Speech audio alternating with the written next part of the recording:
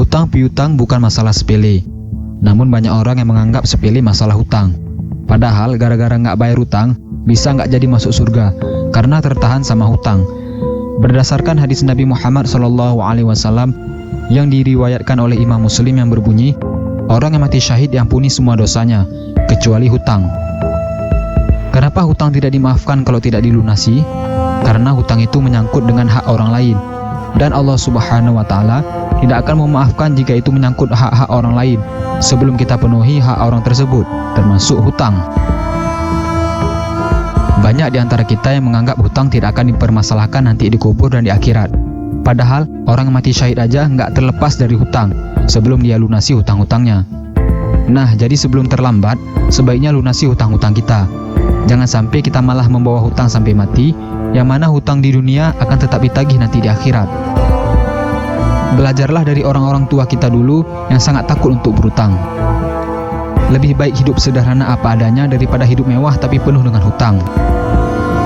Setidaknya ada beberapa alasan mengapa kamu harus segera melunasi hutang-hutangmu.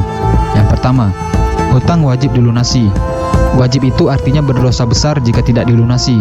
Sengaja kabur dari melunasi hutang-hutang dan berpura-pura lupa membayar hutang. Sesuai dengan hadis Nabi Muhammad SAW tadi, orang yang mati syahid diampuni semua dosanya kecuali hutang. Maka sangat mengerikan kalau kita berani menggadai surga kita hanya demi nggak bayar hutang.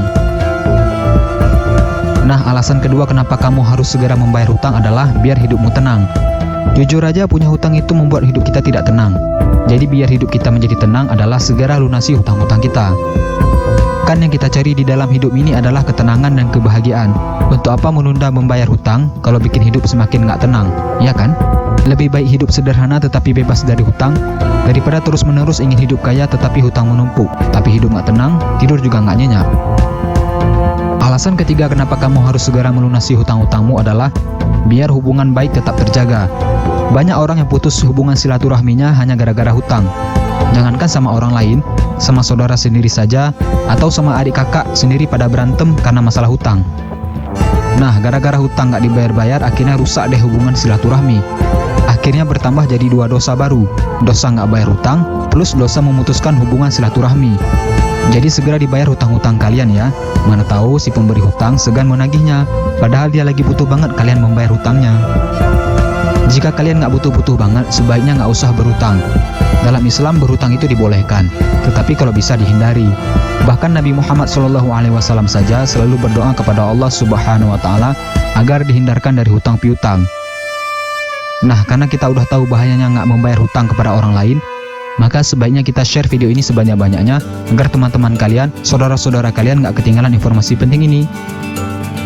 Dan jangan lupa juga sukai Mozaik Karim lalu klik tombol ikuti, lalu klik sekali lagi tombol ikuti, lalu pilih lihat dahulu agar kalian tidak ketinggalan video-video menarik lainnya setiap hari. Terima kasih.